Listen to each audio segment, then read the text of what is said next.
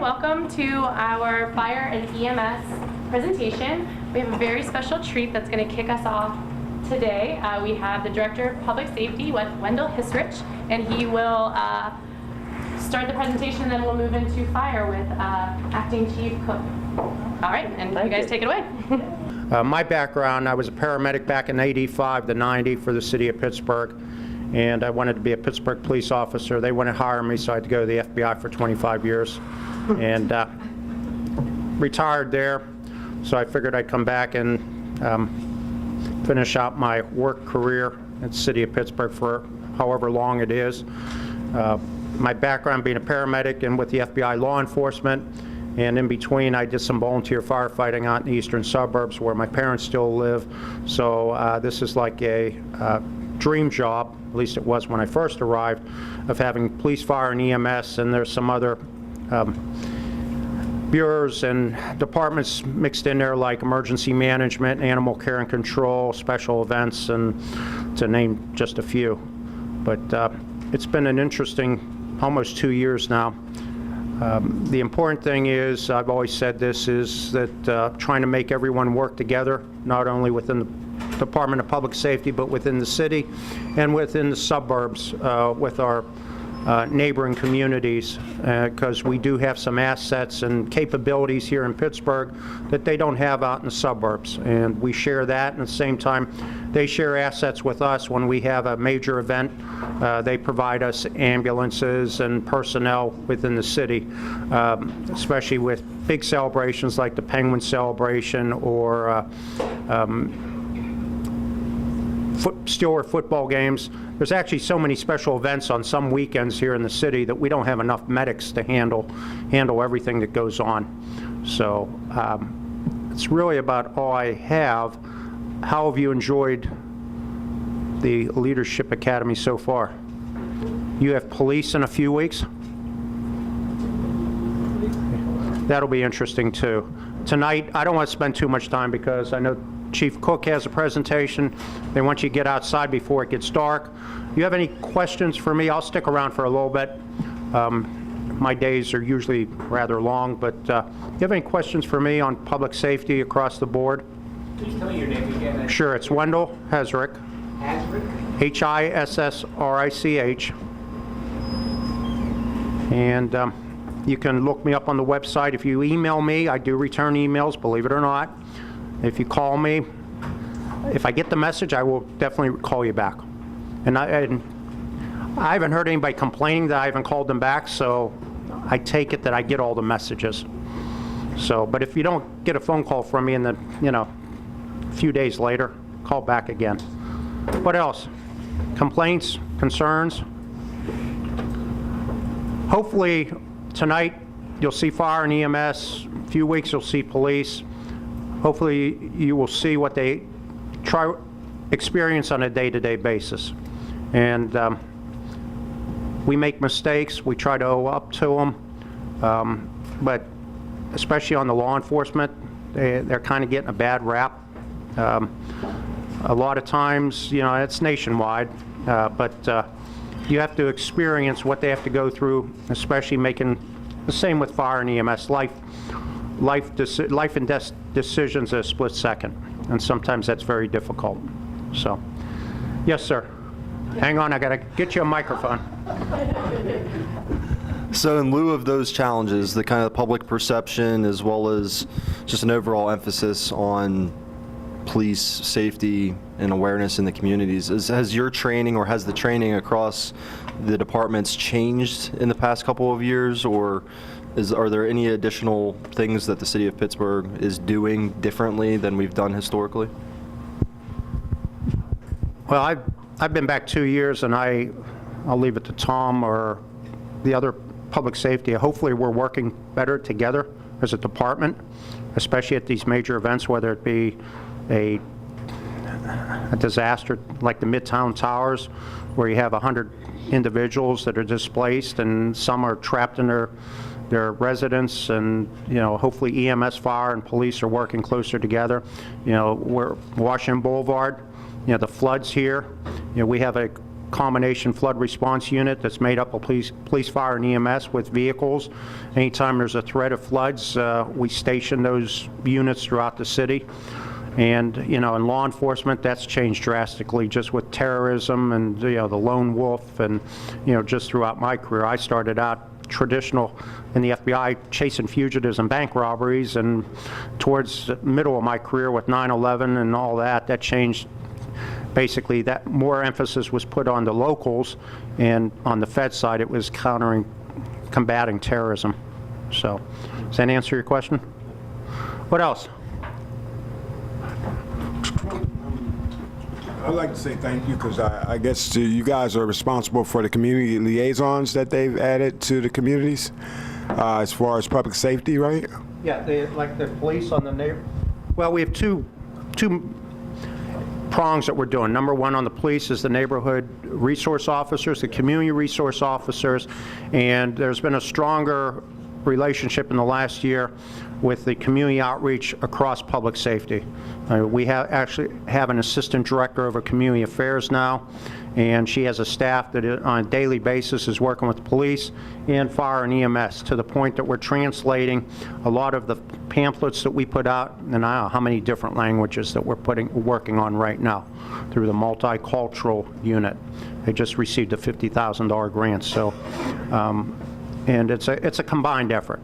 And it's not only police. We want to make sure that the visitors to Pittsburgh, the residents, the new from other countries, know what to expect from the police and public safety. So we want to make sure that they have the language and the tools to be able to understand that. And at the same time, we're looking to provide what their traditions are across the board, not only in the United States, but traditions that they follow here in the country, so that we're aware of it.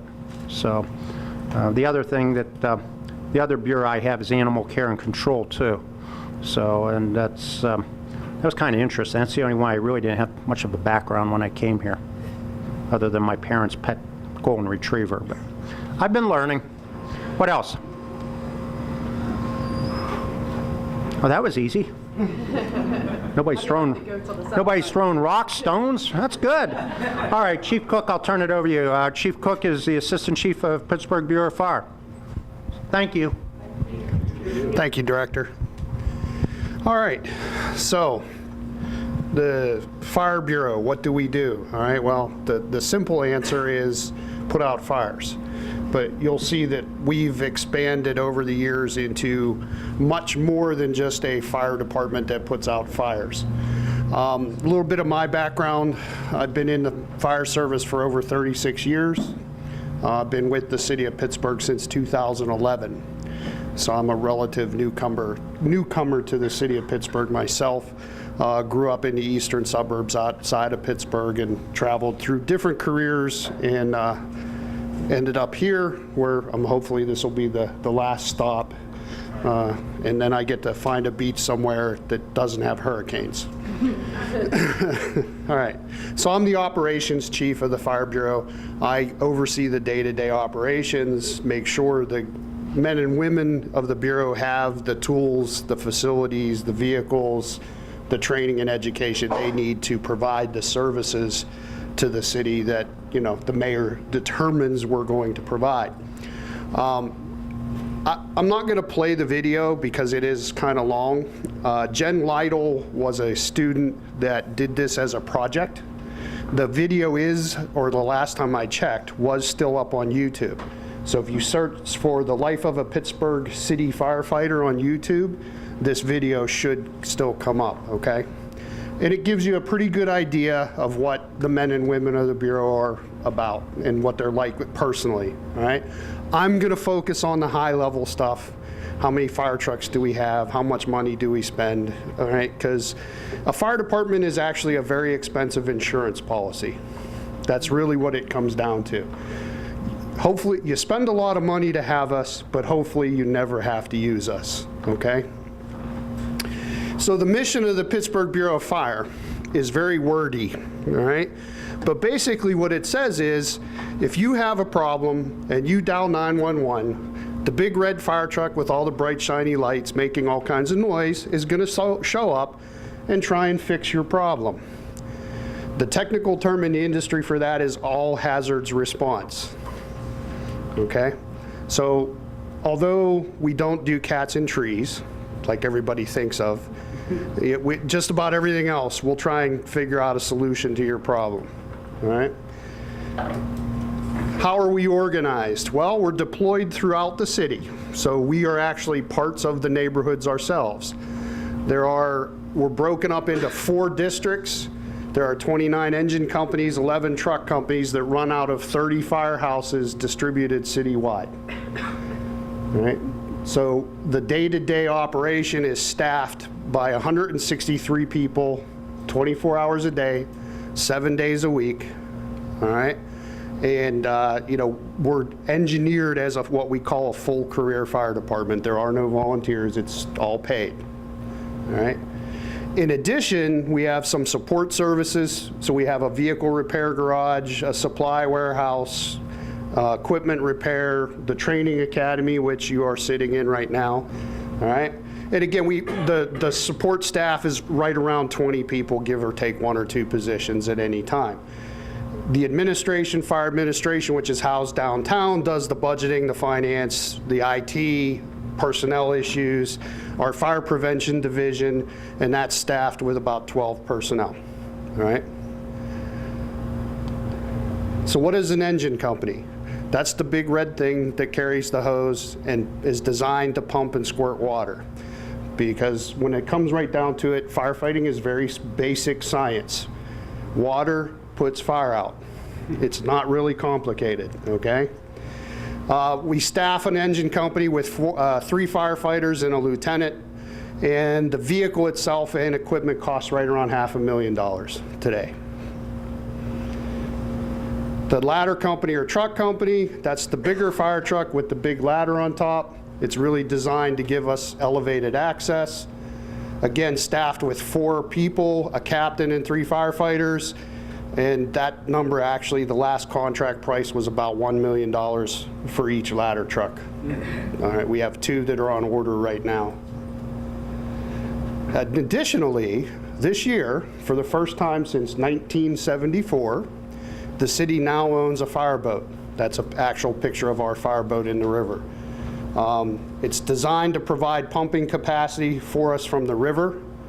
All right, so my nightmare as the operations chief was always the Gateway Clipper on fire floating down the middle of the river, and I can do absolutely nothing about it. Okay, so now we can solve that problem too.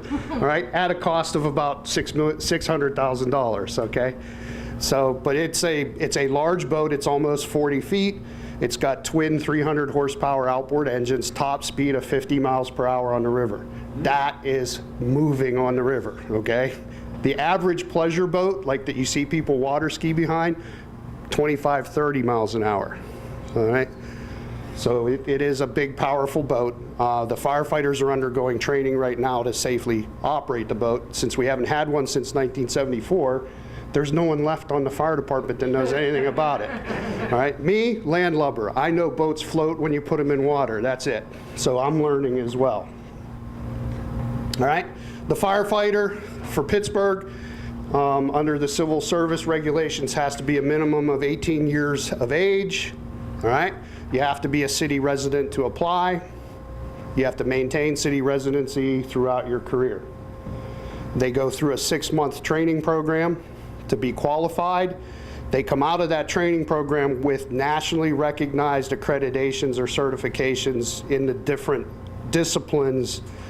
So you see the FF2 stands for Firefighter 2, EMT is Emergency Medical Technician, Basic Vehicle Rescue, Hazmat Operations, some technical rescue components. So we are training our people to the nationally accepted standards now, which 6 years ago when I came here was not the case. We did it the Pittsburgh way. So we blended the best of the Pittsburgh way with the national standards, and we're putting out what I consider to be the best firefighter in the United States. All right? We spend, and again, the number changes a little bit. We've got 10,000 there. We've got somewhere around 12,000 up there. You're spending a lot of money to dress the firefighter in the gear, and when we break up here in a minute, we'll show you what the gear looks like, feels like, and you'll actually be surprised at how heavy this stuff is. All right, when they're dressed out like this, the average firefighter is carrying an additional 40 pounds of weight. Okay? Incident statistics. So I compare 2009 to 2000, whatever the latest year I'm giving the presentation. And what I want you to notice is a couple things. If you look at the total number of calls that we responded to in 2009, almost 26,000. Last year, 2016, we were almost at 51,000 calls for service. All right? And we're still using the same staffing, the same number of vehicles, the same deployment model that we had in 2009. The biggest change for us is right here at this line. Emergency medical services is becoming a bigger and bigger part of the service we provide. Because of the way the fire trucks are deployed throughout the city, when you call with a medical issue or an injury, chances are the city can get a fire truck to you faster than an ambulance. Okay?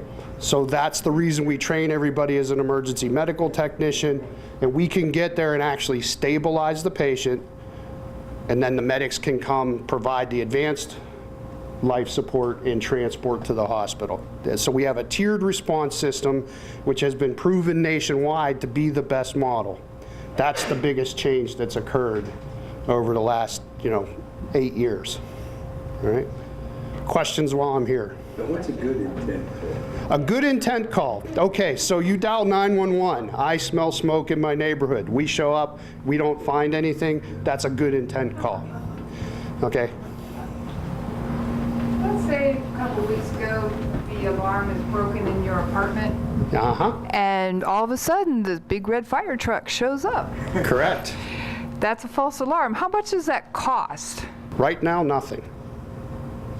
No, but how much does it really cost? Like, to get the nice guy coming out. Okay, you don't want to know how much we bill. Yeah, All I right, do. you're looking at for a fire truck, or when we do bill for our service, and there are certain circumstances that we do bill for service, you're looking at about $350 an hour. Wow. For that fire truck.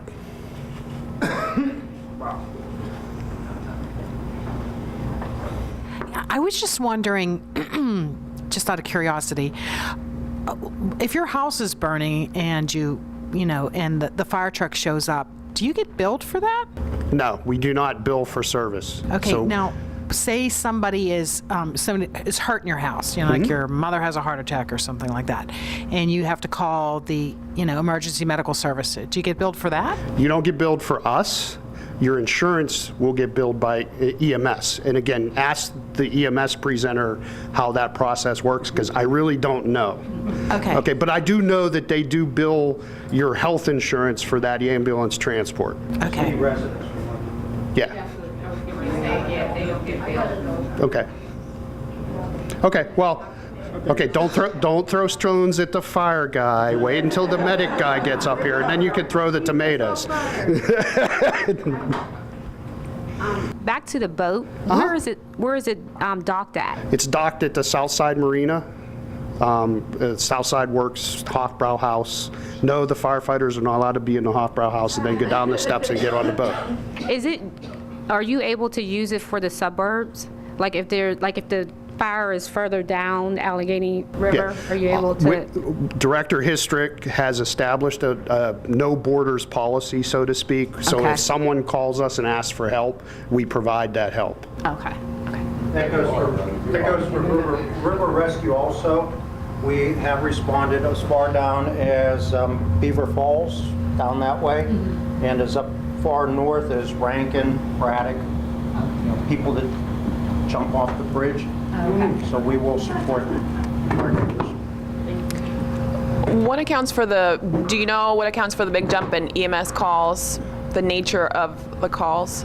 For us, the jump in calls is strictly we're being asked to respond. In 2009, the only time you got a fire truck on a medical call was if the patient was in cardiac arrest, so they sent us to do CPR. After a few events in 2009, the Fire Bureau started to expand its medical program, so now we respond on a lot more calls initially. We also respond on calls where if there is no ambulance readily available, they send a fire truck right away. So it's a combination of the system is busier, and the paramedics will tell you how busy the medical system actually has gotten.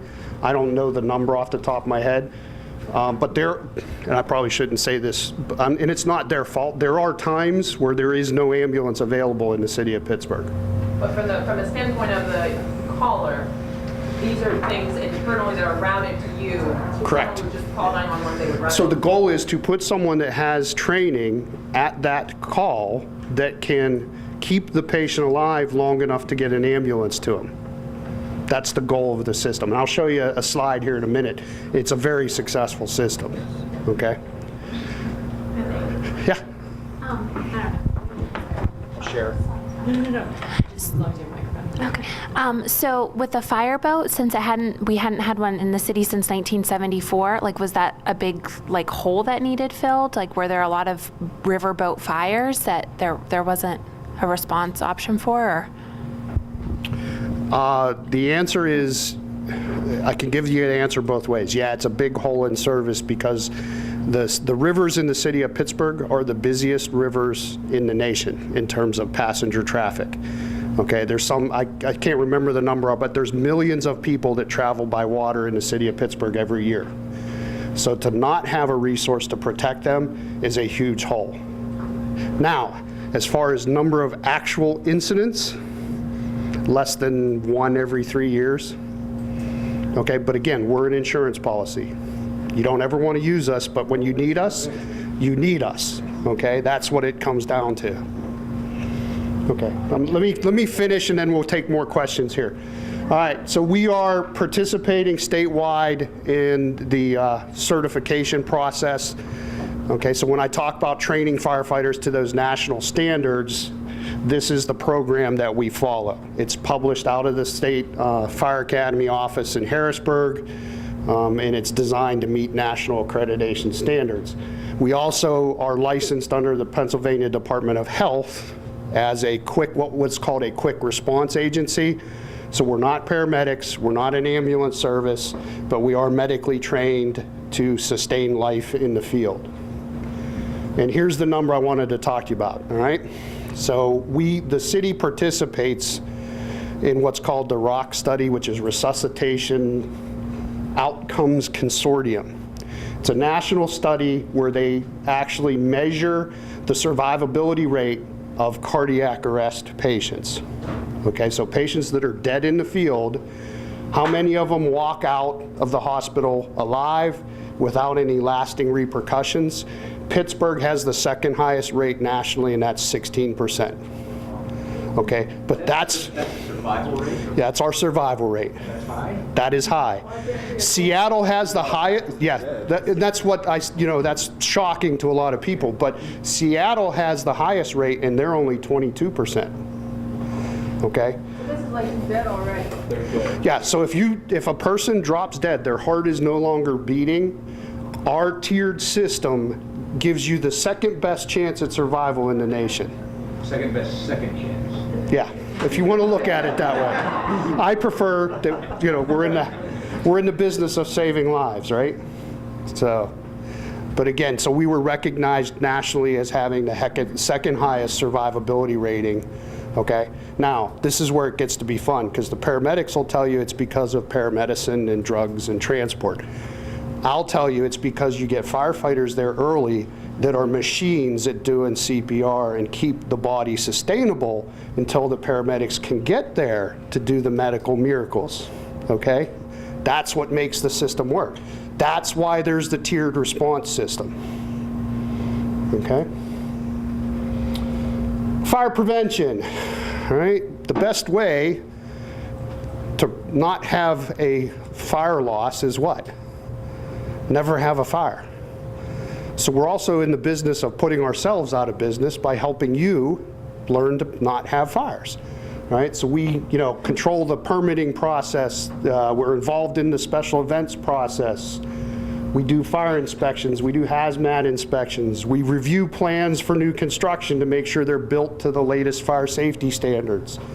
All right, we do fire code inspections, all right, and we've got a self-inspection program for small businesses so that, you know, again, we can reach more customers to make sure we're keeping the buildings and the occupants safe, right? This is where we have our biggest effect on the city, right here, all right? Because if I get an apartment, 300-unit apartment building built to the modern standards, fully sprinklered, fire alarm, the whole thing that we know works to prevent fires, I've protected 300 people versus responding to that one fire, okay? Other things we get into, public education. All right, we're partnered with the City of Pittsburgh Schools. They present a fire safety curriculum that we helped design, kindergarten through 5th grade. All right, I don't have the staff to do it, so we trained all the city school teachers to do the program. All right. Special needs, we're trying to track people that have impairments so that we know ahead of time where those people are. Okay, big project, never going to be complete, but we're trying, right?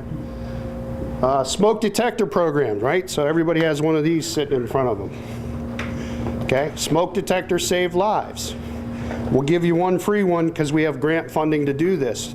If you're going to take it, I need you to fill out the form that's in the red folder so we can track where they go and prove that we're actually giving them out according to the terms of the grant. If you have them and you don't want it, that's fine. We'll make sure it goes to somebody that actually needs it. Okay? All right, here we go. Now I get to brag. Now I get to be the proud father, right, of my 700 children. Pittsburgh is the only metro-sized fire department that has its staff 100% credentialed to the national standards. No other city does it. All right, so you guys you get the Cadillac of fire departments. All right, we've been very aggressive pursuing grant funding. We've been funded by the federal government. That number, actually, it's 4 straight years now, and over $5 million we brought into the city in grant funding. All right, fire and life safety grant, $800,000. That was to do the smoke detector program and some other public education programs. All right, we are now an ISO Class 1 fire department. Okay, so what does that mean? ISO stands for Insurance Services Office. That is an agency that your fire insurance company, your homeowners, uses to determine how much risk there is in insuring your house. Class 1 is the best rating a fire department can have. Class 10 is the worst rating a fire department can have. So we are one of less than 6,000 fire departments nationally that have achieved that ISO Class 1 rating. Can we get a discount there? You should be getting a discount. So when you look at your homeowners and it lists the fire department class, it should say Class 1. That's what I was going to ask if that's on. It should be on your policy declaration statement, okay? We started a fleet replacement schedule. This is where I get to do a little politicking here, right? Previous administrations under Act 47, how did they balance their budget? They didn't replace fire trucks. They didn't fix fire stations. So under this current administration, those programs have been re-implemented and are moving along.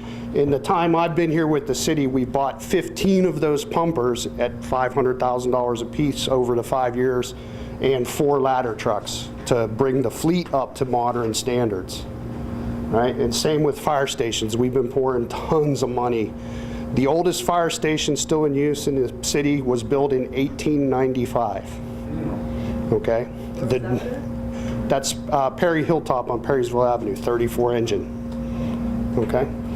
There's a significant number of them that were built in the early 1900s. Then you look at the 40s and 50s, and there really have been none built since then. Okay?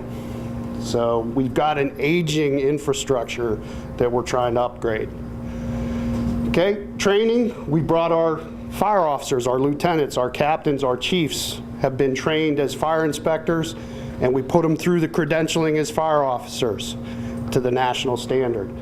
All right, and we're right now in the process of training all the members, all 700, to the driver operator standard. All right, so they have something that they're credentialed to. What are we looking to do in the future? Right? Continue hiring to reach our budgeted staffing level. We're currently sitting on 25 vacancies on the bureau. And that's normal. That's annual retirements, people that are disabled, that kind of stuff. So we still need to fill those on an ongoing basis. When I came to the city in 2011, there were 112 vacancies on the roster. Because again, the other way the budget was balanced was by what? Not hiring people, okay? We're going to continue our infrastructure improvements, continue the fleet improvements. Even though the fireboat's here, since we haven't had one since 1974, we got to figure out what to do with it. So we're going through that educational process. So by January 1, the fireboat will actually be in service and usable. Right now it just sits at the dock and looks pretty. We go out, drive it around a little bit, right? We're going to improve our fire officer training and credentialing. We want to refocus on the company inspection program. We want to get out and inspect more of the existing buildings to make sure they're safe. All right? And we are now looking at, it's on our radar, getting accredited as a fire department through the Congress for Public Safety Excellence. Okay, so we've done all this credentialing to national standards. Now we want to get the final diploma that says you're the best fire department in the United States. It's popped up on the radar screen finally. All right, so there we go. That's the Fire Bureau in 15 minutes. Questions?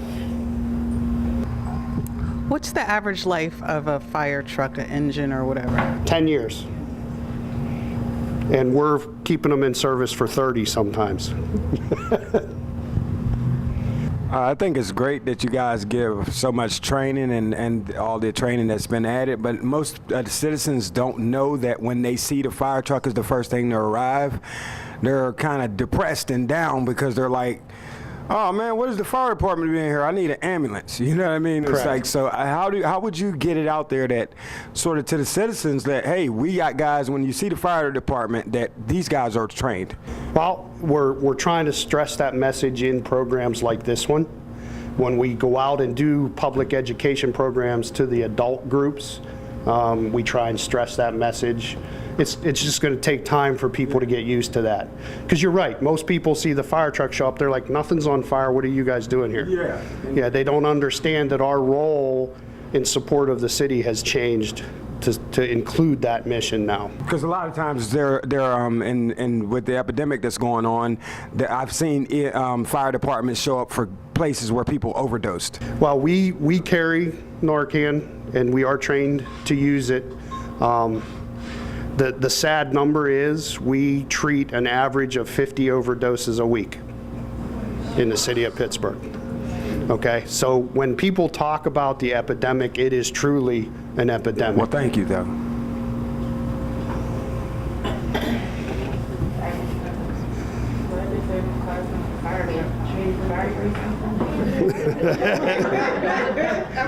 Thank you.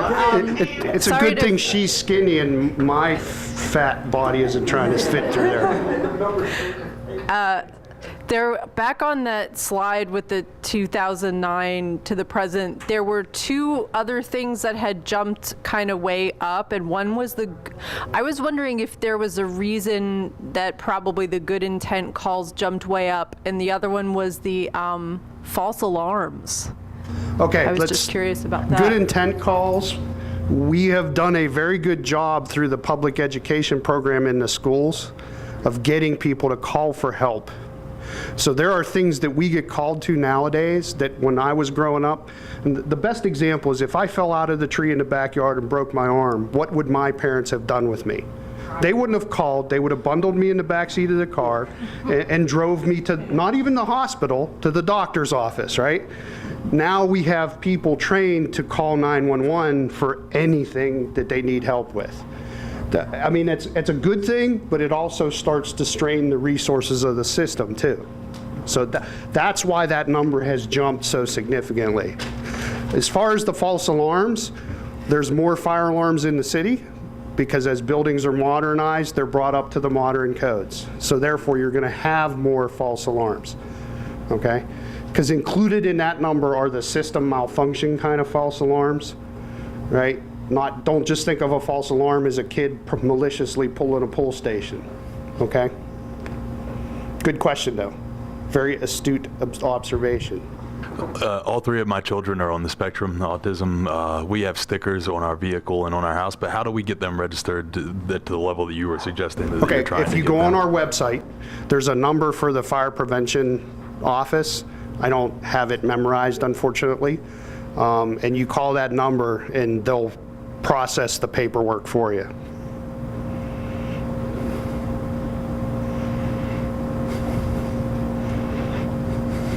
Here, I don't know which is easier. So who pays for the firefighting training, the initial training in the accreditation? The city does. The city does? Yeah. So before they go to training, they're actually hired as employees of the city. So that while they're in training, they are already city employees.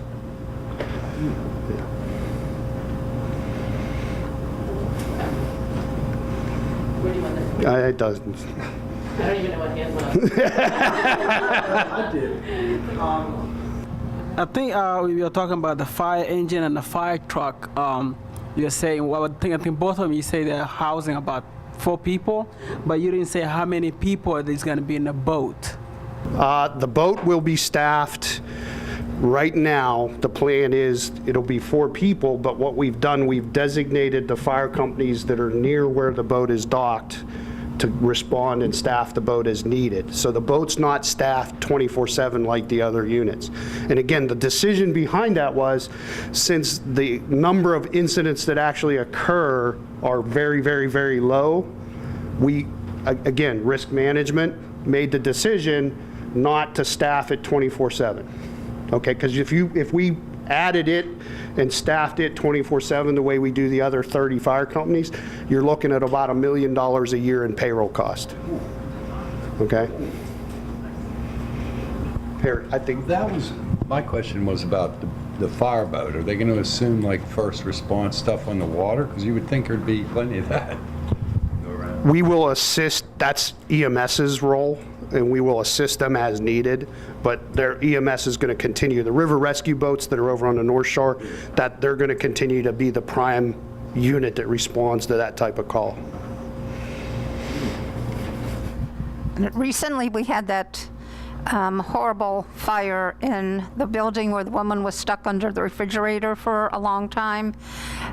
How do we know that all the buildings are safe if we're going to move into one, that they have all the updated equipment and sprinklers and everything? How do you find out about that?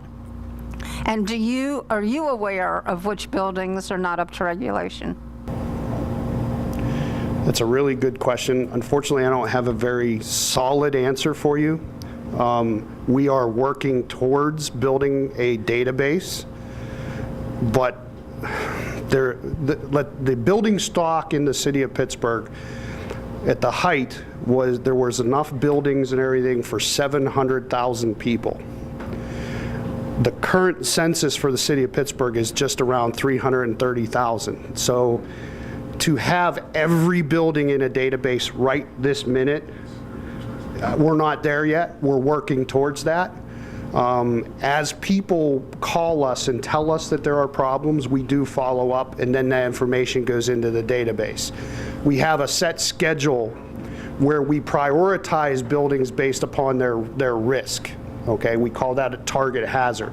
So for instance, a senior citizen high-rise would be what we consider a high priority building for us to inspect and make sure it's safe. Because if we would have a fire, that type of building, the risk of life loss is extremely high. Obviously, we're not going to come inspect everybody's personal home. Okay, I just don't have enough time, people, money to approach that. But so we try to prioritize at this point. Okay, and I know that's not necessarily where you want me to be, but we're working towards the goal of having all this information collected in one place. Great. I was thinking of buildings, not individuals, because if I want to move into a building, I want to make sure it's completely safe. So Well, one person starts a fire in their stove, the whole place can go. So that's my concern. Understood, and the responsibility is actually split between the Fire Bureau and the Department of Permits, Licenses, and Inspections. And the way that works, we're responsible for the fire stuff. So the fire doors, fire barriers, fire alarms, sprinkler systems. They're responsible for the building construction stuff. Okay, so that's why we're trying to develop a joint database.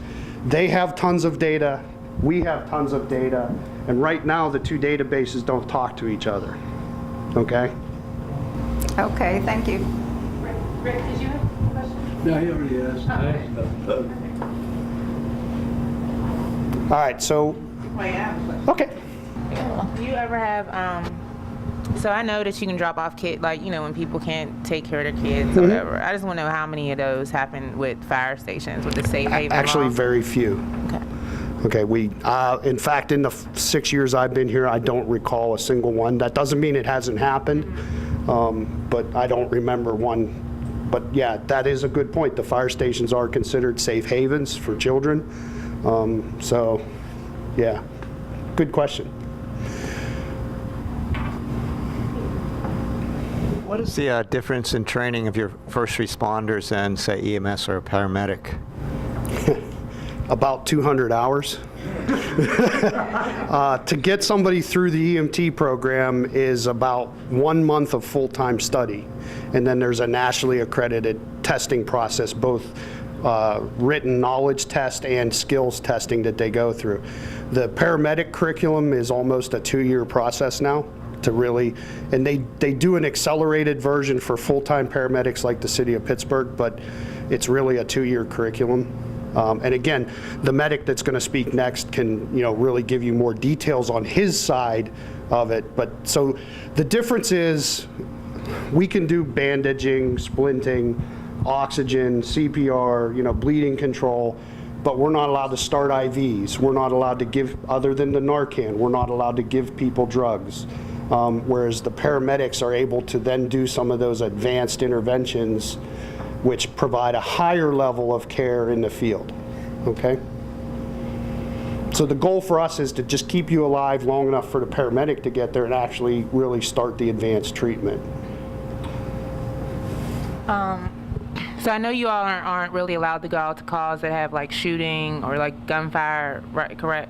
So what's the training for if they're in a situation and it turns into that? Okay, we are in the process of prepping ourselves to respond to that environment. Okay, because again, the city system is overloaded to the point where we feel we can provide additional resources in that environment. So we're going through the process right now, evaluating what specific training we would need, what equipment we would need. For instance, right now that we don't carry body armor on the fire trucks. But if I'm going to send firefighters into a scene that's an active shooting, I need to protect my people first. I mean, yeah, it's selfish. They're my 700 kids. I'm going to protect them first. Okay? So, yeah, you're correct. We don't go there yet, but we're working towards that goal.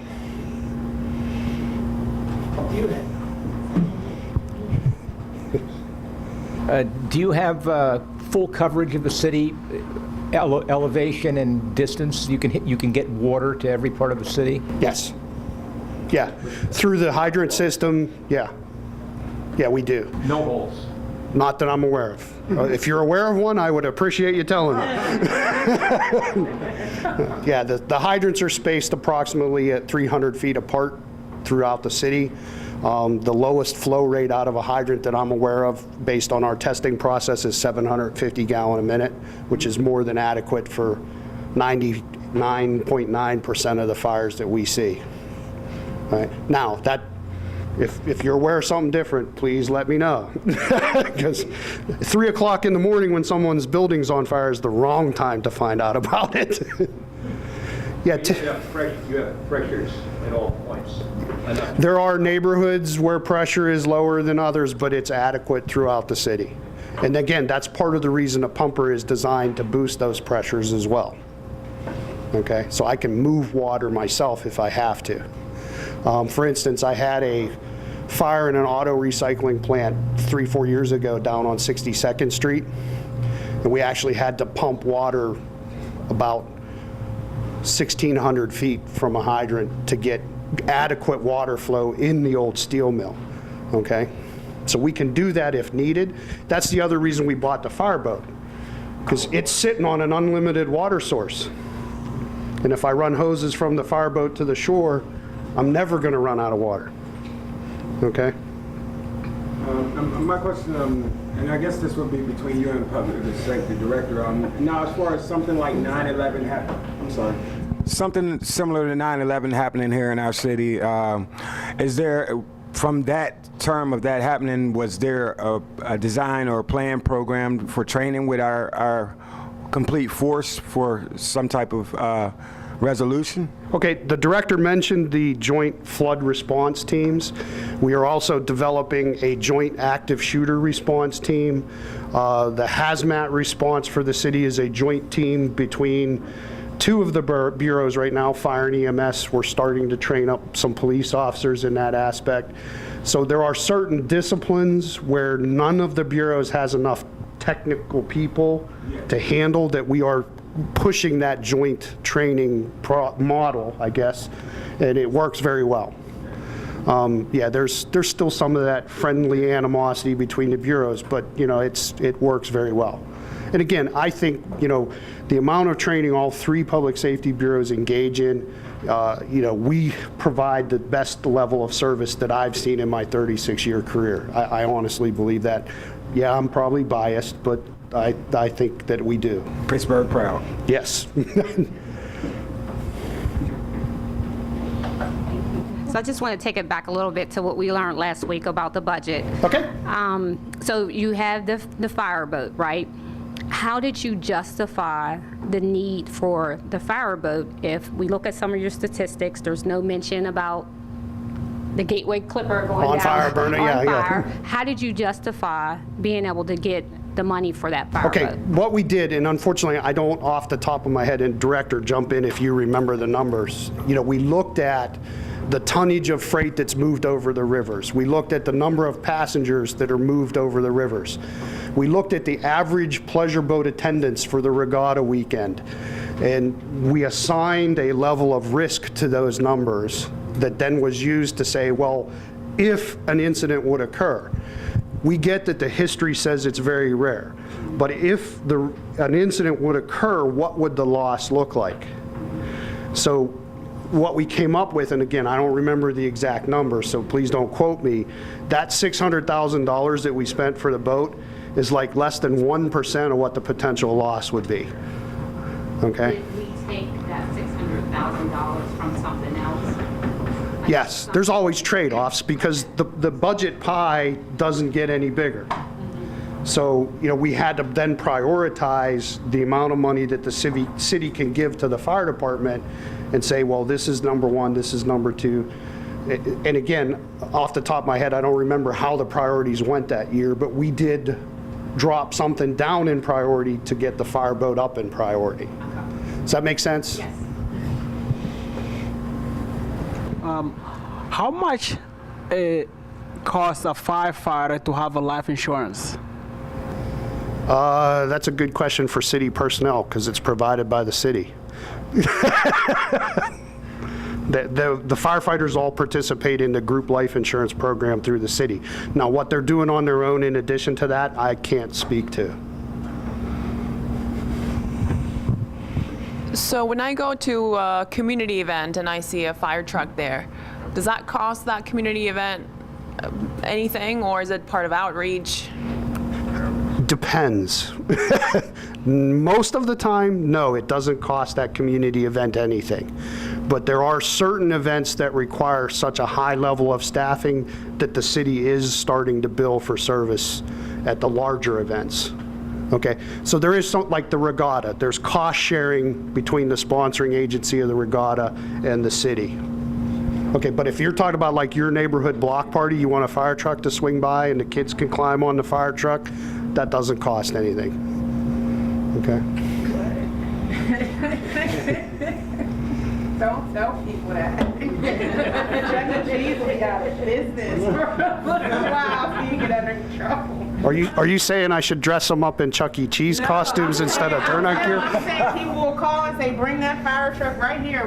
We got 15 kids ready to go. This is just a bit of a hypothetical question there. You know, you see fire companies all throughout, you know, the greater Pittsburgh region, you know, the Crafton Fire Company and this fire company and that fire company. Is that really the most efficient way to do things, to have every community have their own fire companies? Everyone with raise your right volunteers? hand. We're going to swear you all into secrecy if I answer that question.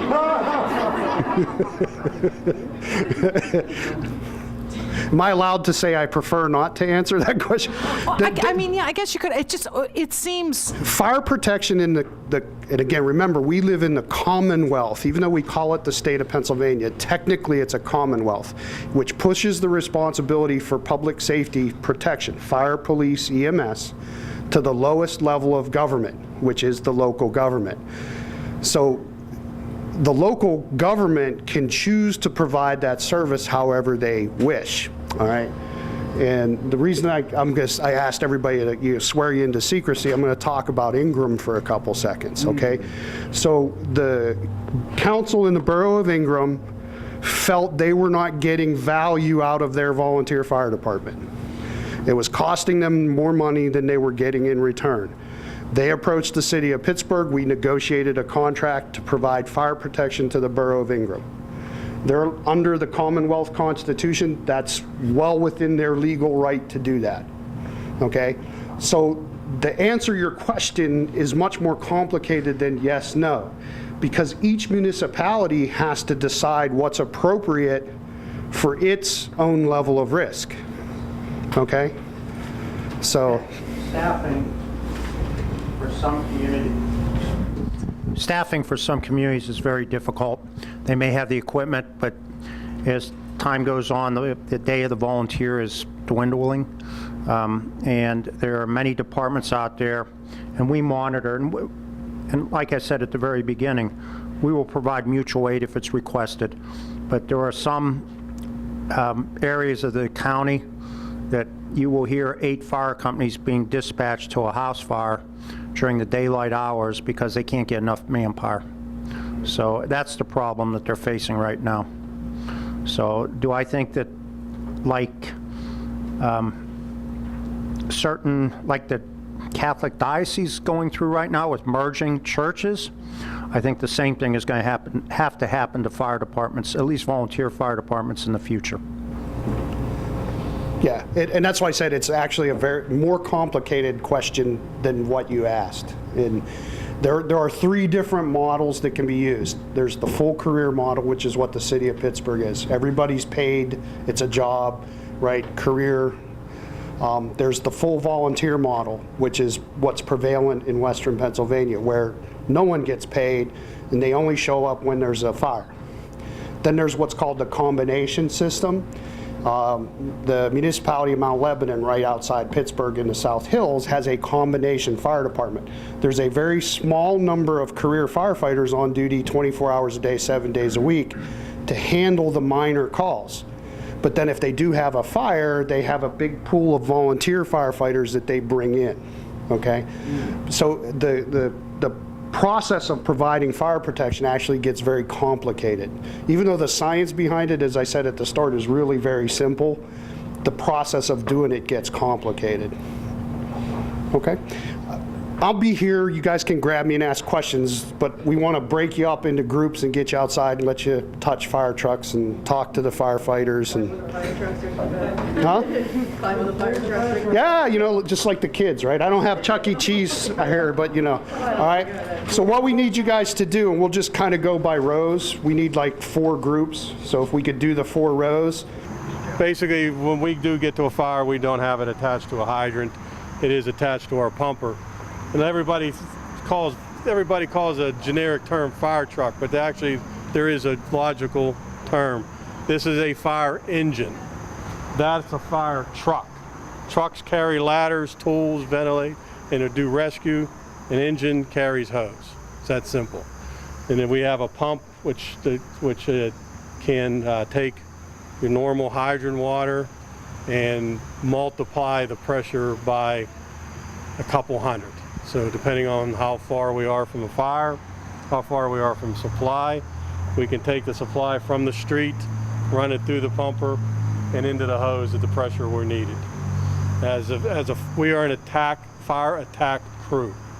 We get on scene first, we enter the building if possible, and we attack the fire.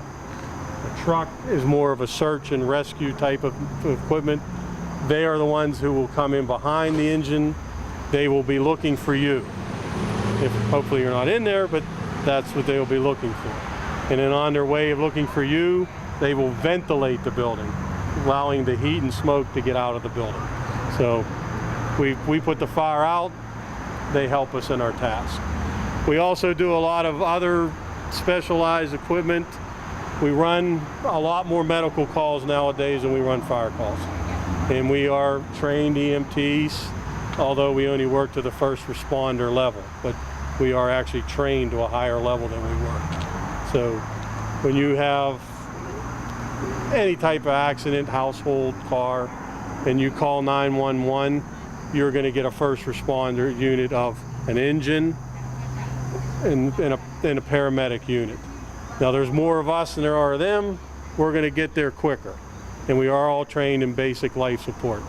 So whether you're having a heart attack or a fall, we are trained to handle any situation that comes up.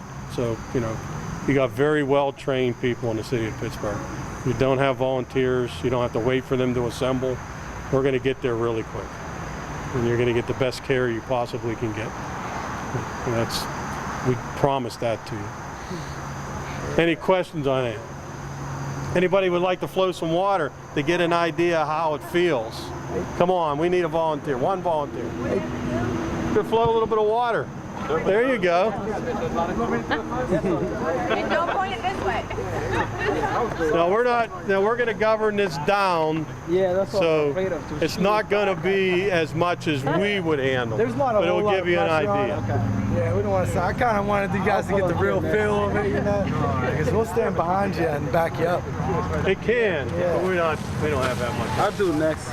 Yeah, this is Little League right here. Yeah, I was like, this is JV. Why don't you wash my car? It's right. Yeah, thank you all so much for coming down. I appreciate your interest in what we do, you know. No, it's great. Yeah, we all love it very much. I haven't really met any firefighters who don't. Woohoo!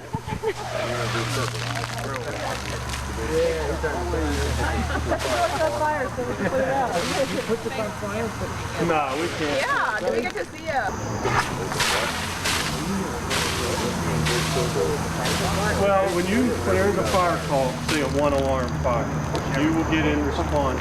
You will get 3 engines, a truck, and a battalion chief. Oh. That comes at every fire. Now then, of course, if the fire escalates, second alarms, third alarms, and you will get more equipment. You will get, on a second alarm, you would get 2 more engines and an additional truck. A third alarm, it will just keep escalating. Okay. And then when that's happening, because the fire could be anywhere in the city, Right. What we do is transfer units. People will transfer around the city to make sure that all the areas that are vacated are being covered. It's a system. It's a binder that thick. Once a fire comes in, we go to the book. We see who is to go on that zone. Everything's broken down into districts and zones. Okay. You have 4 districts in the city now, and then you may have 21 zones in each district. Mm-hmm. So we cover number 8 in East Liberty is a kind of a hub company. We're in the middle of companies surrounding us. Mm-hmm. So we have a larger list of the zones we go to. Okay. So that's why that's called a hub company. There's not too many left in the city. Oh, okay. That keeps us pretty busy. Pretty busy. Yes, ma'am. Is your department capturing data that's kind of geo-mapped as far as where fires are happening or types of calls, or is there a... We have been the fire, everything's getting computerized now. Since I've been on the job for 12 years now, we went from absolutely no computers in the rigs to a very good computer in the rig. So it's changing fast. And that is called an MDT, and it brings up the zone, what the response to the zone, where we're going, why we're going there, and then all the information we could possibly need on it. And it can also has a GPS in it, and they can see where we're at all times. So yeah, it's most firefighters actually have an app on their phone now too, and we're actually getting the call on our phones. I don't have it, but they have on our phone before it even comes over from dispatch. So you already say, hey guys, we got a call, and then maybe, I mean, it's pretty nice, you know, very helpful tool. You know, it gets everybody on the rig faster, things like that. Yeah, but like he said too, there's that on everything. They're always trying to get better, you know, anything we can do, like how you see how firefighters can keep our boots like all prepared, like, so you can just put them on and throw them up. I mean, that's like how the whole rig's kind of like that too. Like a cross light, even the way we got it set up, it's connected.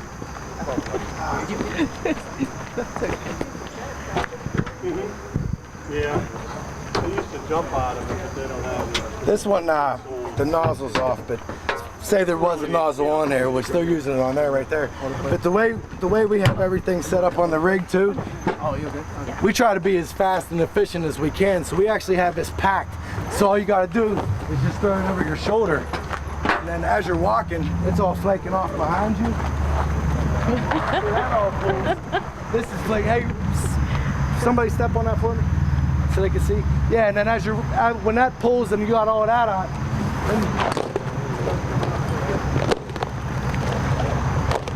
so by the time you get into the building, you're ready to go. We want to be as fast and efficient as we can, you know. So over the years, I guess we figure out better ways to do our jobs better, and it is very helpful. You know, it's pretty interesting, some of the things that they figured out over the years. You know, everything. Can we see some more stuff that's on the vehicle? Sure. And it's nice too, whenever you get to the front porch or something like that, a guy who's behind you, you got the nozzle, your mask up, you're ready to go in, and then whatever's left to pull the kinks out and things like that, somebody can just be flaking it out, kicking it around, or pull it down the street a little bit, things like that. Everybody's on the same page, job gets done. What if you pulled out too much hose? Can you disconnect it? Yes, you can. Before he charges it, we can always take a hose line off, we could always add one, and we even have like what's on the hydrant right there, it's called a gated Y, and it actually has valves on it. So, you know, we could throw one of those on the end of a hose line, and then we can connect two different hoses coming off of that. So these guys can go in the front, other guys can go in the back. There's a lot of appliances that we use that make our job a lot easier, and we got to be as fast as we can, so it's very useful. Yeah, you guys want to see the pumper, some of the stuff? How long does it take you from the minute you get how they call it, a notice on your app? So maybe I imagine you are what they call it, sleeping in what they call the station. How long does it take you to prep, to dress up, to go to a fire? We try to be as fast as we can. If a call, we want to be out the door very fast. You know, like one good example, I know. It was very unfortunate. This Winslow fire street up here, I think it was in 07. 5 children were actually killed, and it was very sad. But I know the call comes in, and you know it's very serious. I mean, just the way it comes in. We were on the rig and on the scene, I think in a little, like 3 minutes, maybe a little less. That's from East Liberty to Larmer, out of bed at 3 in the morning. So we try to be as fast as we can. I mean, we're literally there in 3 minutes. That's like anything. If you could get the call, like you said, like if you can have the call and everybody be on the rig and out the door in a minute, I mean, that's great, you know, or like, yeah, I mean, the faster the better, you know, I mean. I'm thinking like putting those stuff probably taking 10 minutes. Yeah, you get fast out. You don't want to be that guy, you know. Yeah, that's why I like how we keep our boots down, so all you got to do is just jump in them, throw them right on, and then, you know, all the gear it's nice and roomy back here. Like, to be honest with you, you could just jump in and get changed on the way. That's what most of us do.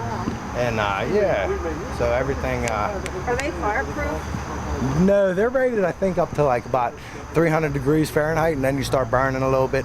But to be honest with you, I've always been surprised how much they can withstand. They do really well in the fire. They're absolutely not fireproof, but you got to get real hot before you start burning. Yeah, they're pretty good. I mean, like that's another thing too over the years that, I mean, the gear has evolved so much, and compared to what I hear, you know, I've been on for 12 years, but from what I hear, they've definitely come a long way. I love our gear. I think it does great. Very impressed by some of the situations that I've seen where they hold up well. Seem to do pretty good. So you got 4 guys on this truck, right? Yes.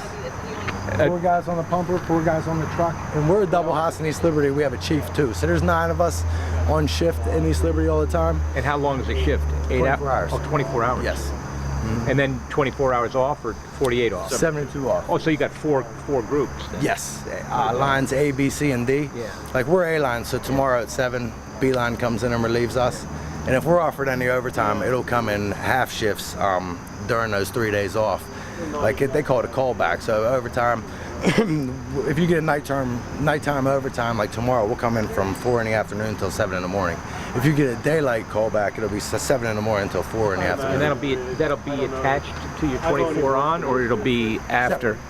Yeah, but I mean, you won't be there 24, and then they say, oh, here's 6 more. Oh no, nothing like that. But yeah, you could work our 24 regular shift today, and then roll right into a daylight callback tomorrow. And it's, you know, it happens pretty often. So go to work sometimes and. Time and a half? I'm not sure. I'm not exactly sure. Yeah, it's not about the money. It's not about the money. No, but yeah. Thank you so much too for coming down and seeing what it is that we do. If you'd like to, you can check out the rig. This is not our rig. Our rig's in the shop getting fixed. So this is a spare pumper. What did you do to it? You know what? No comment. No comment. You're like, fire today. Let's do it right. Yeah, I think it's just getting an inspection, to be honest with you. But yeah, there's some of the stuff we keep. Like our pumper's a little newer. We got more compartments, we got more space, and we got more stuff on there. But this is like your basic stuff. These are some appliances. Like if you ever run into a situation where there's not really, you don't have a whole lot of time, or you don't want to mess around with anything, you end up with a female end. And like say, for example, you took a hydrant and you put a gated Y on there. Now all of a sudden you have a male end and another male end. So we got these right here. This is called a double female. So right there, quick fix, pow pow. You just throw them on. We keep these just in case you run into that situation where you don't have to really think about it too much. Just grab a double male, double female, things like that. They're very helpful. This is a hydrant wrench.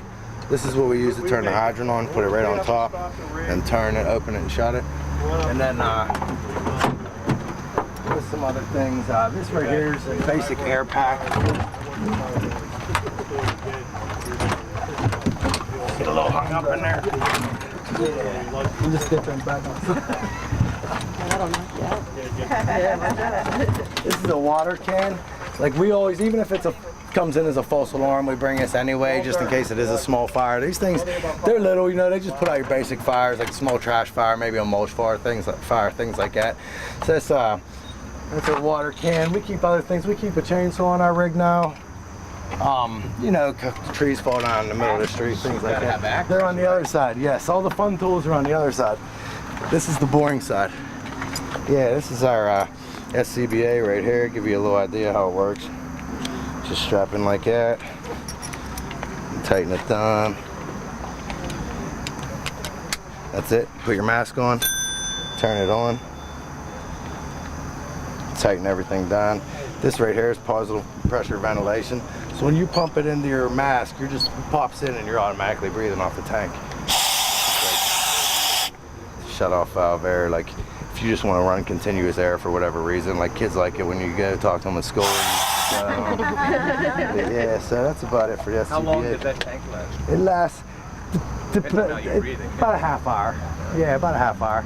But if you're working hard, which you always are, you know, you can suck his tank down in 15 minutes, you know. But that's why we do things to try to make your tank last longer too, like skip breathing, we call it. Like it's kind of like just do things like that, like take like half a breath in, half breath out. I do that a lot. It works, you know, like.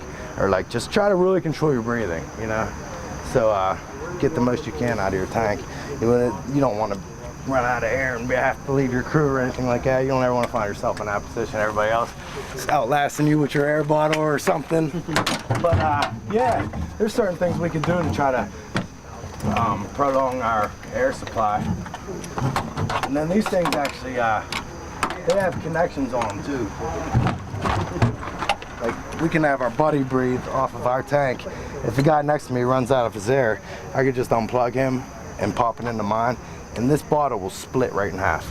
He'll get half the air, and I'll keep half the air. So that's nice, you know. Do you have a gauge on that so you know how much you got? Yes, we have. Yeah, this right here. So you can see that's a full tank. It's got 4,500 PSI in it. And then you'll see this bell here?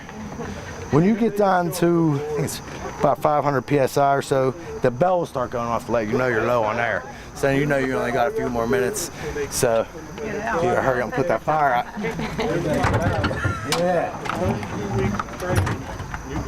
This guy has been on for close to 40 years, Captain Jim Petruzzi, and he knows every inch of this truck, where every tool and every bolt is placed in this truck. So, and he loves the camera. So that by all means, Well, act like we're not here. I'm going to introduce you, ladies and gentlemen. I'm going to introduce you to Captain Jim Petruzzi. That's really probably easy when the microphone's hanging in your face. Over 40 years of experience. How is everyone? Good. Anybody from this area? East Liberty? Oh, this is your truck. You guys just come from the engine, right? They showed you they carry the hose, they carry the, they bring the water and they put the fire out, and the truck pretty much does everything else. Don't put that on film, all right? Because they don't like that, all right? Our main function, their main function is fire attack. Our main function is rescue. All right, so if you're inside your house, your kids are still inside your house, we're coming to get you. Okay? I have an order. I don't know if anybody else has an order, but I have an order. So far, I haven't anybody ever come to me and say, "Man, your order sucks." If your kids are in there and you're in there, I'm getting your kids. They're first. Okay? The next thing is you. Okay? So you're number 2. I'm really sorry to tell you that, but you're number 2. Your pets are number 3. Some people feel that, are you even going to get my pets? If I run across them, I will take them. If there's a window here with a porch roof, I'll put them out on the porch roof. Okay, I'm not just going to crawl over them and leave them inside the building. Okay, but I'm also not going to waste time, I'm sorry, rescuing your pet when you or your kids are still inside the building. Okay, you're my priority. All right. So the truck has, you can see a large ladder. We have no water. Okay, so if we get there first, which sometimes it happens, we have no water, which means we cannot attack your fire. So we have techniques that we do, and through training and experience on how to get around that and how to work our way in to get to you. Is it the safest thing to do? It's not safe at all. Which way, does anybody know which way a fire burns? Up. Where do you sleep? Up. Where's the most commonplace fire start? Kitchen. Where's your kitchen? Down. So typically we have to go above where the fire is, and the fire is coming down. So that's the things you have to kind of look for. And if you learn that as a person who lives in your house, what can you do to slow that trek down? How many of you guys sleep with your door closed? Okay? I know it's tough. I had teenagers. It's very difficult to sleep when you have teenagers with your door closed. Okay? I make all of my children close their door because that will slow that smoke and that travel of fire to their area. Okay? And there's videos on YouTube that can actually show you 200 degrees in that room with the door closed, 800 with the door open. Okay? Just something that simple. Okay, so we'll work those doors just to kind of so we can maneuver in. All right? Any questions? I have a question.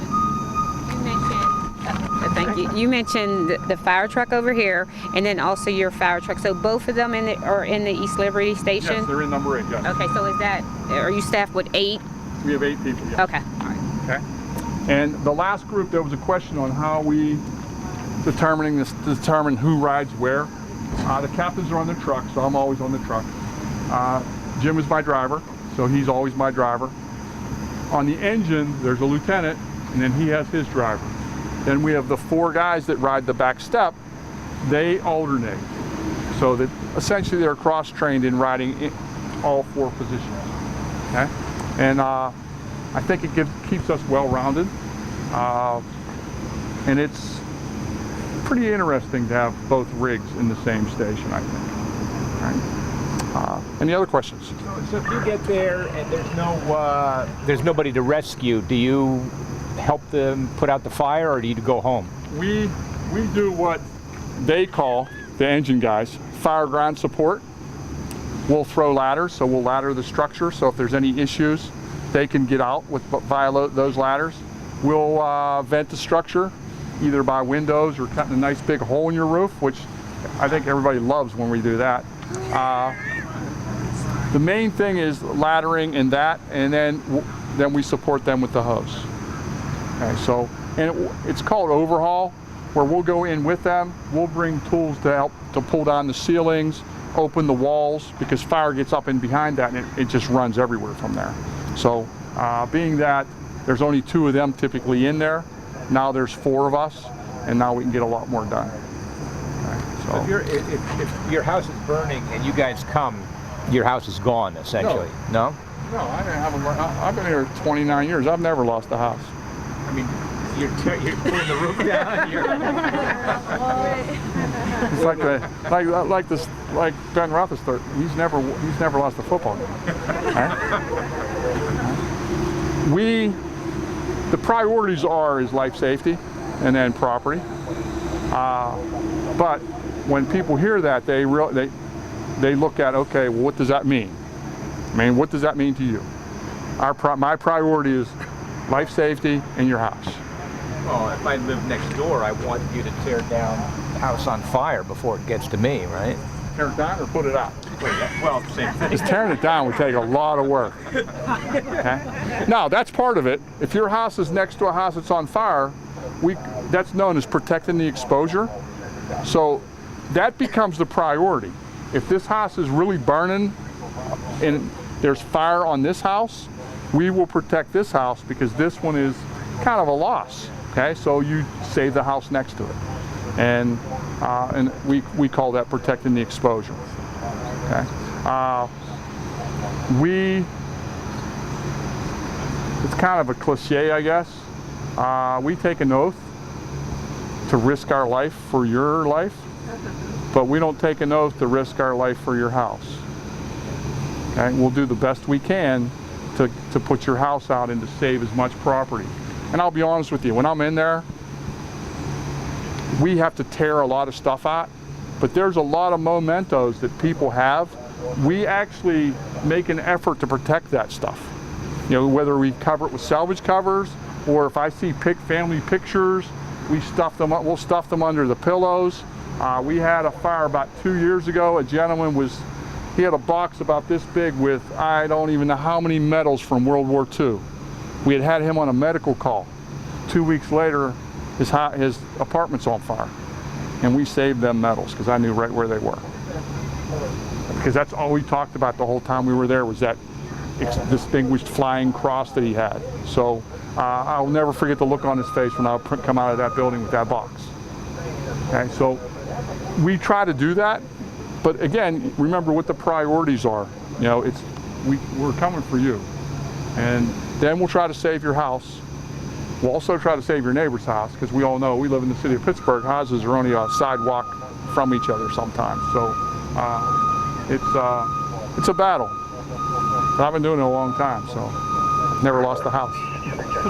So in this station, you say you have two of these trucks, and then there's about eight of you guys There's there, 8 of us, right? And then like maybe, God forbid, so you're running to what they call save a life, or maybe to stop a fire, you get into accident, or maybe you like have a tire problem. what happened? Now you're going to get me into war stories. Anybody remember when we call it Snowmageddon? We had a fire right up on top of the hill here. Don't put this on TV, okay? Because this is embarrassing, actually. We all got stuck. The truck, all 3 engines. So we had to walk. All my gear is 73 pounds. The air pack's 35. So we shed the air packs.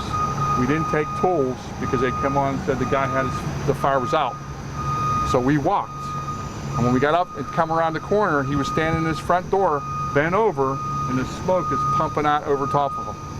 I don't know why he was standing there. I really don't, because it had to be hot. So what did we have?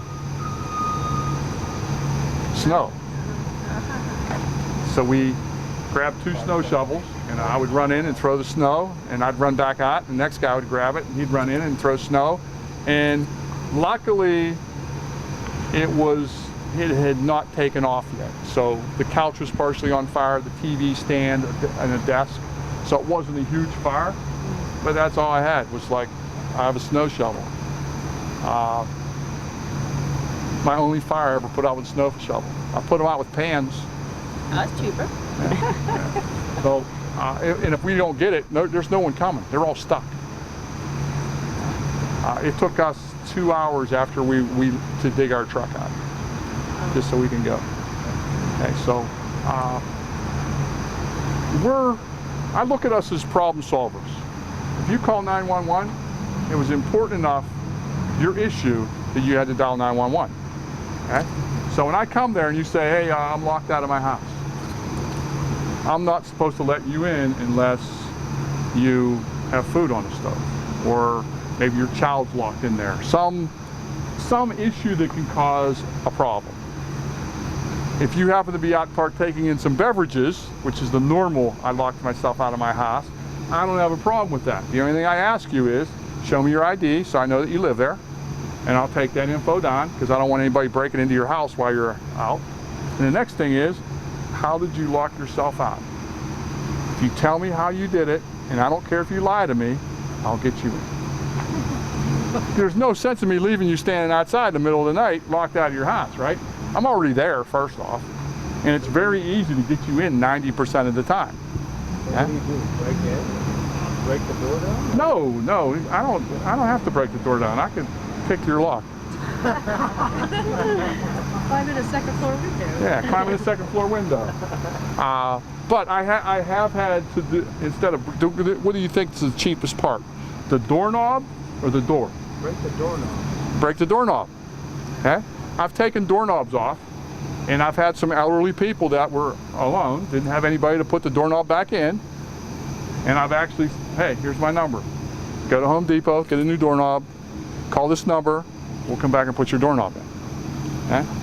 That I don't want on the news. And it's all about, this whole thing is about helping people. That's all it is. And I want to do this since I was 6. How many of you guys are doing what you thought about doing when you were like even a teenager, a senior in high school? Okay, there's very few people. There's a few of you, actually more than I've ever seen before. Okay, so I wanted to do this, and I only have a little bit of time left.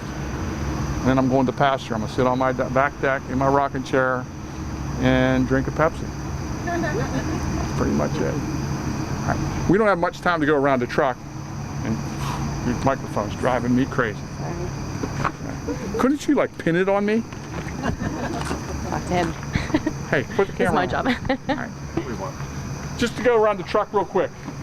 We have fans. The fan is there. We call that's a vent fan. So if there's a lot of smoke in your house, we can start that fan up, put it in the front door, open certain windows, and remove all the smoke. Were you guys there? It was a month ago in downtown at the August Wilson Center when the smoke picked up the whole building. Did you guys use those? Yeah.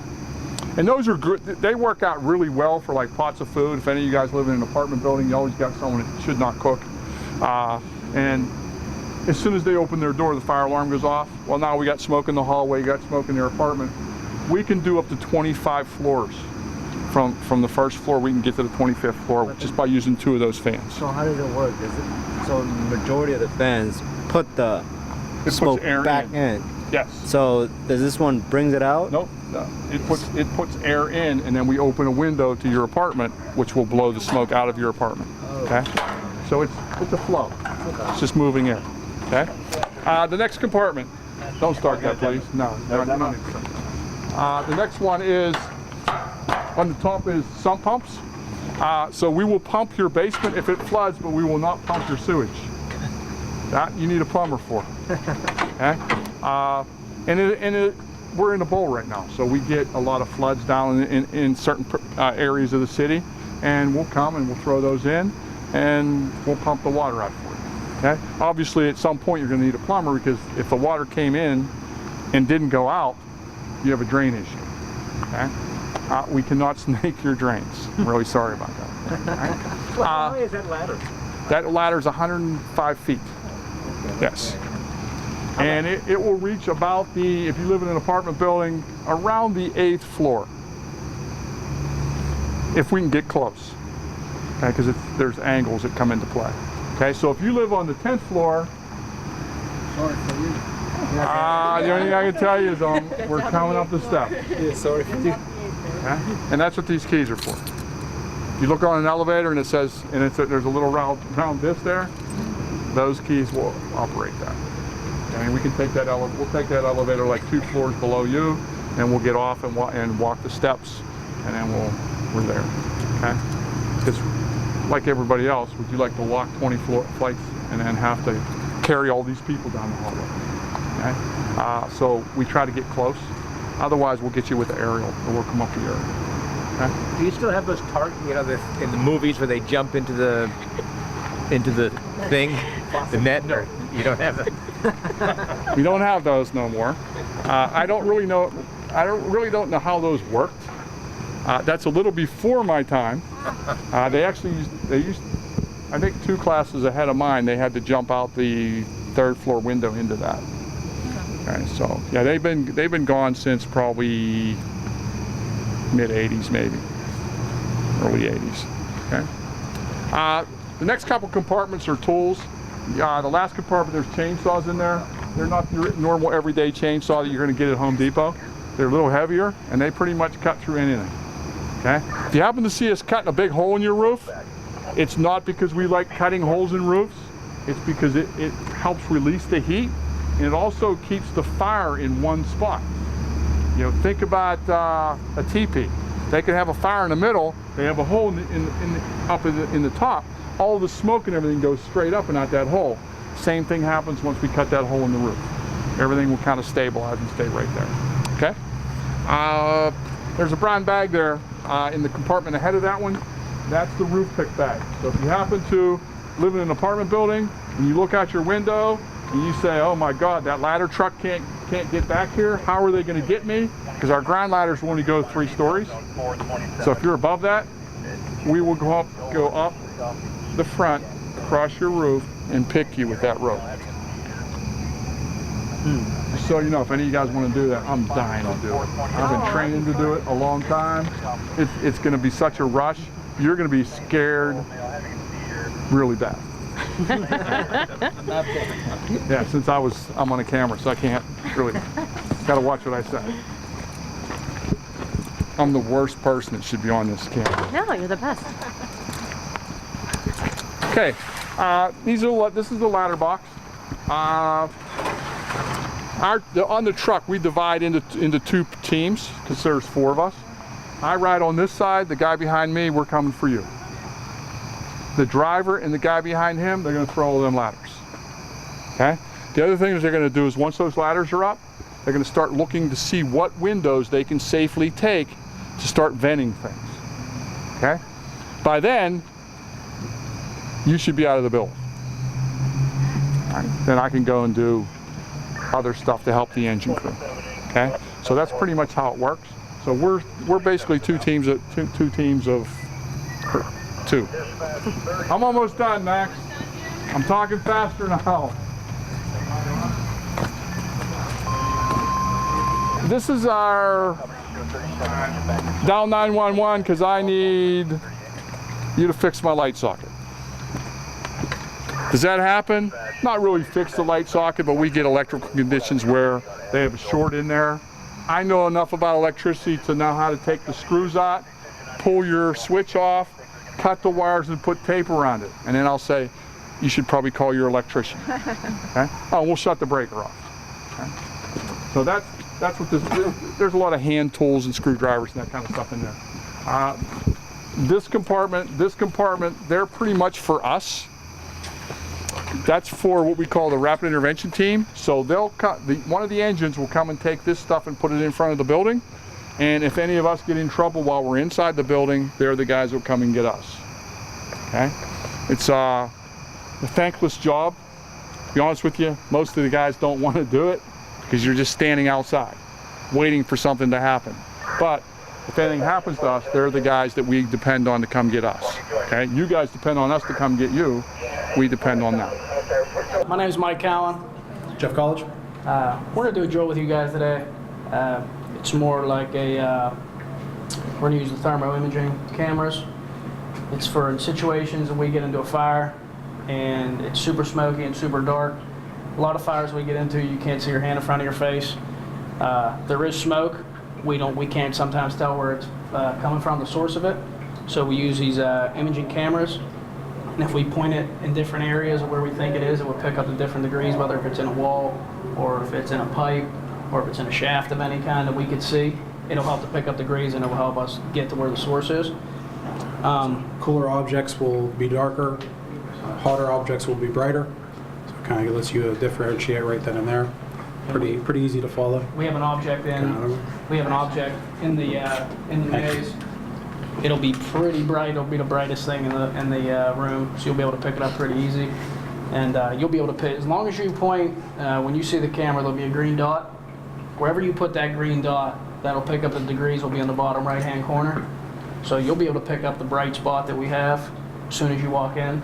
And the closer you get, the more sensitive it'll be, so it'll give you the proper temperature, but you'll know it's definitely something hot. So that'll be like our heat source. So it's a toaster, but you know. Don't give it away.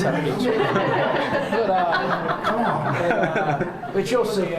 So it's the lights will be out. So it's pretty dark in there. But I guess we have 4 of them now. I think we do have 4 ticks. Okay, so we have 4 ticks, so we can do 4 at a time. And again, when you go in, always do either a right-hand search or a left-hand search. That literally means you put your right hand on the wall, and it does not leave the wall. You know, if there's a turn, you follow it. If there's a doorway, you go in. If you pull your hand off and you go some other way, totally disoriented. You know, it's pitch black, you can't see anything. Yeah. So it just helps where you can find your way back. Sometimes we'll lead ropes in, but there's not a lot of time usually to set up for that, especially if you're in a high-rise, something like that. You have to search a whole floor. It has to be done quickly. If you do that in a maze, if you're on a shaft, you're just going to keep going around the shaft. Well, right? if there's a shaft on a wall, you're right on the walls. If there's a shaft in the middle of a room, we're not going to go. We'll be right on the walls. I mean, if you're in a maze and you put your hand, if it's closed, you'll just keep walking around in a circle. Well, if you keep your one hand. Yeah, if they close it off on you, yes, but you had to enter. You had to enter some way, so you can come back out. But yeah, if we want to do the first 4. Yeah. For volunteers, who wants to go first? First 4. And we got what's called a Silver Plus Award, which is the highest award the first year you can get in the program. So we had a Silver Plus recognition on this. And we're on track to get the highest level for 2017, which would be the Gold Plus recognition. So this puts us in the top 3% of EMS agencies in the country for heart attack care. And we're the largest system in Pennsylvania and the tri-state region to do this. So it's very hard, the big urban system, to meet all these metrics. If I'm in a small suburban or rural system, I don't see a whole lot of these patients. And the suburban hospitals are a little easier to push through the cath lab. So it's pretty hard, but we're pretty proud that we hit this metric. So you do these EKGs. You have some quick way to do it because it usually takes like half an hour. Yeah, we can show you machine that. Yeah, we train our persons to acquire them very quickly. We'll show you the cardiac monitors out in the ambulances. So we've trained our personnel to acquire these very quickly. So the goal is when they get on scene, they do a quick history and physical. They obtain the EKG. They interpret it. If they interpret it that's showing you're having a heart attack or a STEMI, we transmit it to the hospital. So we have a wireless Bluetooth way we transmit it. And then we get on the radio and we have a notification protocol. Our command center will hit the pager off for that hospital and alert that cath lab. So where this system tends to break down a little bit, if you have your heart attack during a weekday, during business hours, a lot of time we actually are able to just bypass the emergency department, take you straight up to the cath lab. Where it breaks down, there's no hospitals in this region that have 24/7 cath labs. So if you had your heart attack right now and we took you to any hospital city, they would have to recall a cath team from home. And so the standard for that is 30 minutes, but with traffic and everything, if it's a Penguin playoff night and the Liberty Bridge is closed and there's an accident someplace else, those cath teams don't make it back in, so that's where the system breaks down a little bit. So that's even more important in those situations that we get all this stuff done very early. So once you have a heart attack in the morning, You should have, there's actually literature, your survival is better from a heart attack nationally if you have your heart attack during business hours than off hours a week. And I'm not making that up, it's true. There's a survival difference if you had your heart attack right now versus 12 hours from now. Wow. Yeah. But is there a time period that people have heart attacks usually? Like, do people have heart attacks in the morning? Statistically, Monday mornings is the spike for heart attacks. Statistically, Monday mornings. Yeah. And that's in the literature. So statistically, Monday mornings is a spike in people having heart attacks. And I used to work downtown. I still work for a living on an ambulance. I work downtown, and we saw a lot of Monday morning heart attacks. So the ambulance business, taking care of sick patients, is the bulk of what we do. The other thing we do is we have our rescue division. We have 2 ALS heavy rescues staffed by paramedics. I have one of them down here tonight. And these do all kinds of rescues. So they do vehicle rescue, they cut people out of cars, they do rope rescues, water rescues, elevators, structural collapse, etc. And new employees go through about a month of training to get all up to speed and all that. We also staff the River Rescue Unit in conjunction with the police. That is now staffed 24/7. We used not to do that. So there's 2 paramedic divers down there and 1 police officer is the crew for that. It's about an 800-hour public safety diver program we put our people through. We just had a class complete this. So we had a class start at 8, they finished with 6, which is more than I thought they would. Usually we have about a 50% attrition on that class. But they're trained to be public safety divers and be able to do boat and surface rescue. We have a tactical paramedic team. So we have 16 paramedics that went through an 80-hour basic and advanced SWAT course, operate with the SWAT team. So when there's SWAT call-outs, they're up forward with the SWAT team and provide forward medical care as needed. This team is also armed. They carry sidearms on call-outs for self-defense and personal protection. With the fire, in conjunction with the fire department, we do hazardous materials response. So we have people trained to hazmat technician do that. And we also have a specialty team that just does hazardous materials medicine, or trained specially. If we have exposures to certain chemicals, they know the right way to treat that. There's not a lot of stuff that has specific antidotes, but we carry all the specific antidotes that do exist. We also are one of the lead teams for the state for infectious disease transport. So during the Ebola crisis at the end of 2014, we were asked if we'd put a team together if we had to move highly infectious disease patients. So we're one of 8 EMS agencies in the state designated to do this. We're one of 2 that are west of the Alleghenies. And we actually just completed a state exercise back in June that we got a favorable review on. So we're one of the lead agencies. This was built for Ebola, obviously, but it could be used to transport any person with a highly infectious disease that needs to come into Pittsburgh. And with little isopods and protective gear, we put people in. We also provide personnel to Pennsylvania Urban Search and Rescue Strike Team 1. This is a team that we were down in Washington City back in July for the rescuing the woman there. So, the paramedics on our team fill the medical specialist role, and it was actually our paramedics down there and taking care of her during the 9-hour extrication. So we have a lot of personnel assigned to this. Community health, so there's a big push now to get emergency services involved in community health. We've started doing this. So there is a community paramedic program through the Center for Emergency Medicine in Oakland. We liaison with them. We're also building programs with Operation Safety Net, the Homeless Advisory Board, and Mercy Behavioral Health, looking to do stuff to reduce the need of underserved populations needing to call 911. So we're looking at providing medical support to the designated homeless camps. We're looking at diversion program. So what we do now with people with chronic problems is very inefficient. So if you have a chronic psychiatric problem, chronic substance abuse problem, someone calls 911 for you, we take you to an emergency department that's busy, that they usually walk out of there within a few hours. We're picking up the next day. So we're looking with this and opioid ODs, can we divert them, instead of taking them to the hospital, take them to emergency behavioral health and stuff like that. So we're looking at different diversionary programs we can put people into. Yeah. With the 10 cities that are homeless, like, is it you guys' job to sort of kind of monitor where they're at? Because that's not us. That's monitored with the Homeless Advisory Board and the police in the city. So yeah, I know where they're at. I don't monitor them. Yeah, I don't monitor them. I know where they're at. And we're looking at sending medical support teams down to do like primary care and that kind of stuff there. Yeah. We're also working on a lot of programs with the Allegheny County Health Department. One of these we're involved with here is Safe Cribs. So we have a safe sleeping initiative. So we have crews do screening on call. So if we get a call, usually fortunately, we get a call for a sick kid. It's usually something very minor, kid with a fever, runny nose or stuff. We'll ask on these minor calls, hey, where's the baby sleep? We'll take a look. If they don't have a crib, we can deliver a crib to them that day. And we have some flyers, so it's a Safe Cribs thing. So we partner with Safe Cribs on that. We've given a few cribs out. In fact, I got 2 more requests I got to try to get out and deliver cribs tomorrow. So we'll usually that day get cribs to someone. As long as there's someone home, we'll bring a crib to them that day. I like to throw a lot of quality improvement teams out there. So a night like this, I'll put an extra unit on. They'll show up, put these to people through some of our critical care scenarios. So we try to keep people fresh on training. All of our personnel do a minimum of 24 hours of continuing medical education per year, and people on specialty units will get a lot more than that, so we do a lot of education. We're also pretty involved in resuscitation research. We've had a lot of stuff published locally and nationally, and the last 2 studies we participated in were published in New England Journal of Medicine, our last 2 cardiac arrest studies we were in. So we do a lot of basic research, and it keeps us ahead of the curve. So new therapies for cardiac arrest, for sepsis, for post-arrest care, we're getting our hands on that a couple years before the rest of the world as we're participating in these studies. And like I said, we do community education. I mentioned the CPR program. You guys, to give you some flyers, we have what's called COPE. The program today falls under COPE. It's community outreach and paramedic education.